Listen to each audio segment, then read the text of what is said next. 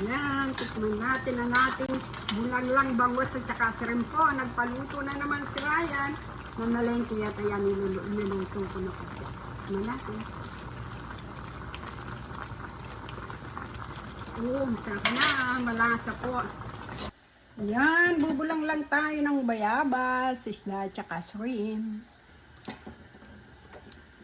Lagay tayo ng luya, sibuyas, salt, at patis. Bubulang lang po tayo. Nor cubes, mga sili. Ating mga isda. Ayan, bangus. Tingnan rin natin ang ating shrimp. Ayan o, lalaki na. Tiger shrimp po yan.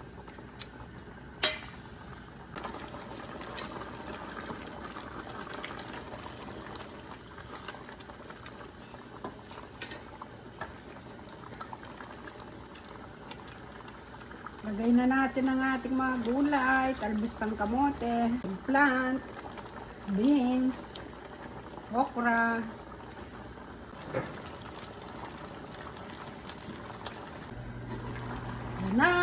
Luto na ang ating bulanglang. Kain na na.